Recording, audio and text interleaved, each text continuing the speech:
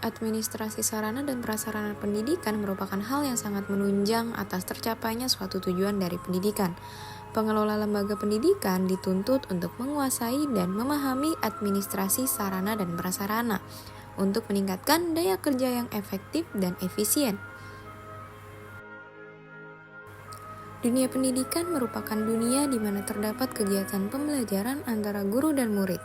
Kedua komponen ini tidak dapat dihilangkan dalam sebuah proses pendidikan, karena apabila hilang salah satu, maka tidak akan pernah tercapai tujuan pembelajaran.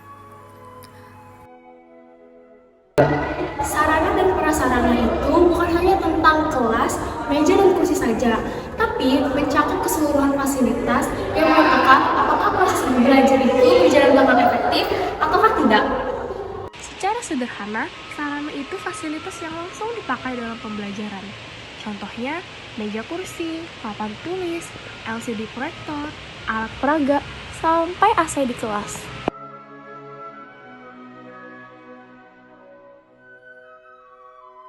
Sedangkan prasarana adalah fasilitas yang mendukung secara tidak langsung.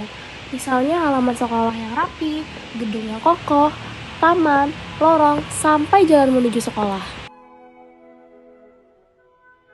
Contoh nyatanya begini, kalau di kelas tidak ada proyektor, maka guru akan menulis semuanya di papan dan pembelajaran akan berlangsung lebih lama. Sedangkan kalau halaman sekolah kotor dan sempit, maka siswa akan malas beraktivitas dan suasana belajar pun kurang nyaman. Kenapa ini penting? Karena sarpras yang baik akan bikin murid betah belajar, serta guru pun lebih mudah menyampaikan materinya. Maka dari itu, manajemen sarpras itu menjadi fondasi utama dalam dunia pendidikan. Proses pengolahan sarpras. Proses pengolahan sarpras dibagi menjadi 7 proses. Yang pertama, perencanaan. Yang kedua, pengadaan. Yang ketiga, penyimpanan. Yang keempat, inventarisasi. Yang kelima, pengawasan. Yang keenam, penggunaan. Dan yang terakhir adalah penghapusan. Kalau sarana prasarana itu penting, berarti harus dikelola dengan baik. Nah, proses ini disebut dengan manajemen sarpras. Pertama ada perencanaan. Misalnya sekolah melihat bahwa kelas makin banyak, jadi perlu menambah kursi. Lalu pengadaan, yaitu membeli atau menyediakan barang sesuai kebutuhan.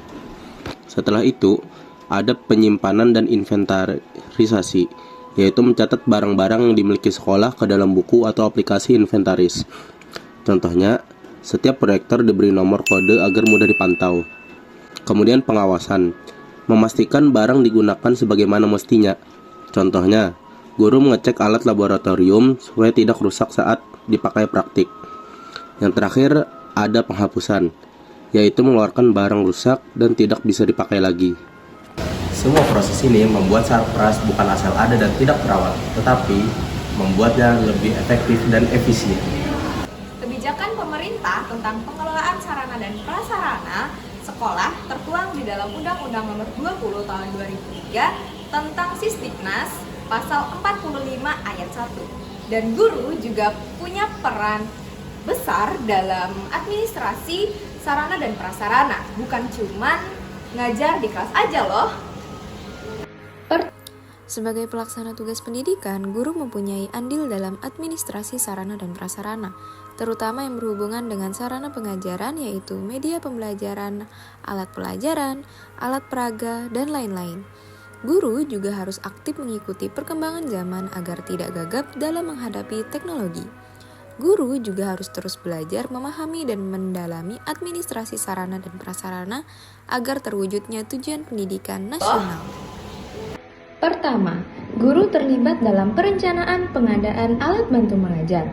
Misalnya, guru informatika mengusulkan pembelian komputer tambahan untuk praktikum. Kedua, guru bertanggung jawab dalam pemanfaatan dan pemeliharaan. Misalnya, setelah memakai proyektor, guru memastikan alat dikembalikan ke tempat penyimpanan dan tidak rusak. Ketiga, guru melakukan pengawasan saat alat digunakan siswa. Misalnya, ketika praktikum di laboratorium, guru memastikan siswa memakai peralatan dengan aman.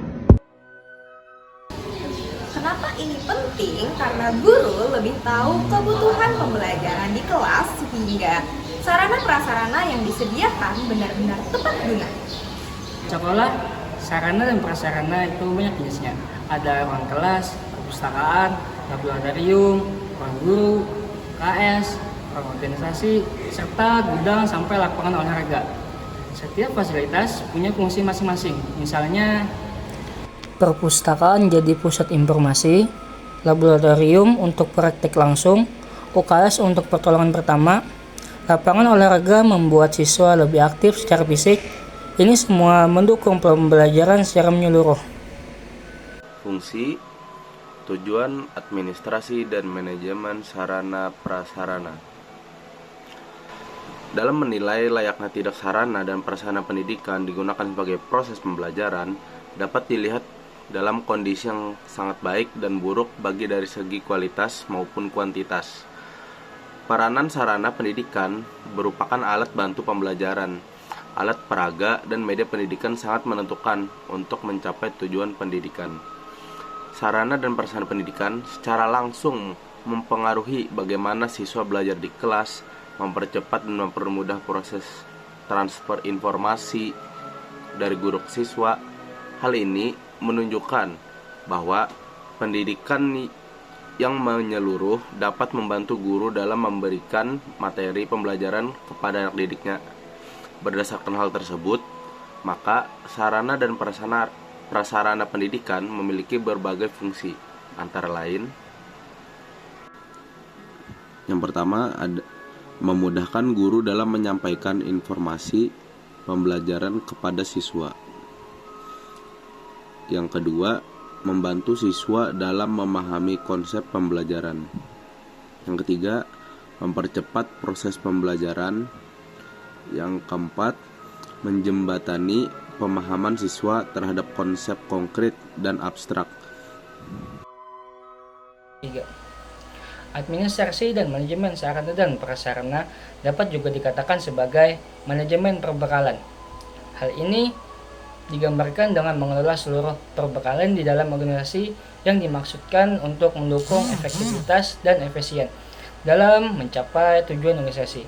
Dengan hal tersebut, maka administrasi sarana dan prasarana di sekolah dimaksudkan untuk yang pertama, dapat memberikan informasi dan data untuk menentukan dan menyusun rencana kebutuhan barang. Yang kedua, mampu menyediakan sarana dan prasarana sesuai kebutuhan sesuai dengan permintaan. Yang ketiga, mampu memberikan informasi yang berkaitan dengan keberadaan perbekalan yang digunakan untuk pengawasan dan sarana pengendalian perbekalan. Yang keempat, mampu memberikan pedoman dalam pelaksanaan pengadaan barang dan dalam pedoman penyaluran barang. Yang kelima, mampu memberikan keterangan terhadap keadaan barang seperti barang yang sudah tua, barang rusak, dan barang yang hilang.